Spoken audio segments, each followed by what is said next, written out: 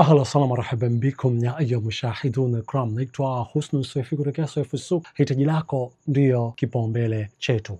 Huu ni utaratibu wa kuweza kujengewa kwa kulipa kidogo kidogo. Jambo la kwanza, tutakutumia mkataba. Baada ya kusoma mkataba na kuweza kuuelewa zaidi, na kama hujauelewa basi unaruhusiwa kuweza kuuliza swali, nasi tutakupa majibu ya maswali yako kuhusu mkataba huo. Jambo la pili ni kuja kukutembelea katika saiti yako na kuweza kuangalia nini ulichokifanya katika saiti yako. Kama ikiwa tayari umeanza kujenga foundation na unahitaji kujengewa kozi 5, kufungiwa mkanda, kujengewa kozi 9, kufungiwa linta pamoja na kozi ya juu, ama hujafanya chochote katika kiwanja chako, unahitaji kufungiwa hisabu ya foundation na vile vile pengine ramani upo nayo. Kama upo na ramani, basi utatupa ramani yako, na ramani yako tutaweza kukupa hisabu. Badala ya kukupa hisabu, utaiangalia hisabu na vile vile utathaminisha kuhusu hisabu ambayo tumeweza kukupa. Baada ya kuikubali hisabu hiyo, utatakiwa kulipa 50%, yani ni nusu ya budget ambayo tumeweza kukupa. Utakuja ofisini na kuweza kusaini mkataba ambao tumeweza kukutumia. So gharama ya kuja saiti ni shilingi 50,000, inategemea na masafa, lakini vile vile gharama ya mkataba kwa ajili ya kuweza kumlipa mwanasheria ni shilingi 50,000 za Kitanzania. Baada ya kumaliza kusaini mkataba,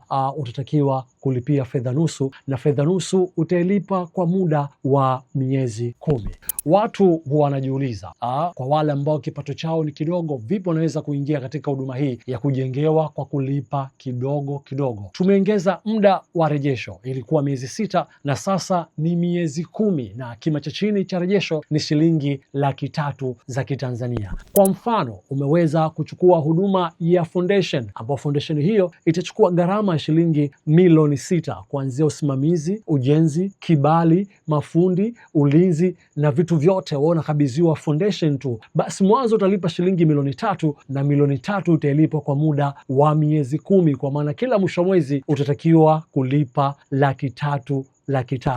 Lakini wewe unayotaka kuwezeka, utaratibu uko hivi hivi.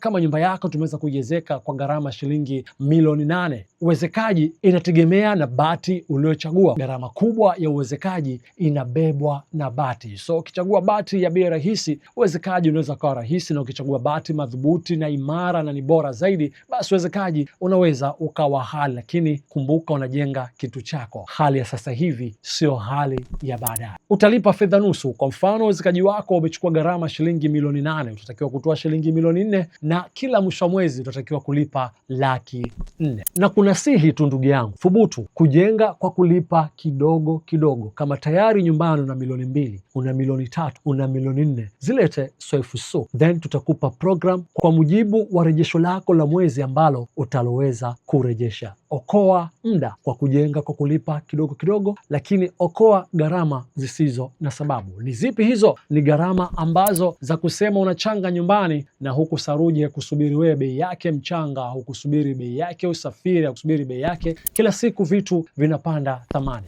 Huduma hii itaweza kukusaidia kwa kipindi cha muda wa miaka 3 mpaka 4 kuwa na nyumba yako. Wengine wanasema mbona miaka mingi? Hebu jiulize, tangu miliki kiwanja sasa hivi una miaka mingapi haujajenga? Najua unajiuliza. Kwa mfano, unahitaji kulipa zaidi ya 300,000 pale unapopata kiwango kingi katika mahangaiko yako. Inaruhusiwa, kwa sababu ukimaliza deni kwa haraka ndipo tuna uwezo wa kukupa package nyingine ambayo itaweza kukuwezesha katika ujenzi wako. Ndugu yangu, si lazima uchukue ujenzi mzima. Unaweza kujenga kwa fedha kidogo kidogo. Wahenga wanasema mtaka nyingi na saba hupata mwingi msiba, lakini vilevile wakamaliza kusema halendi lakini liko chumbe. So kwa maelezo zaidi nitafute kupitia namba 0714249514.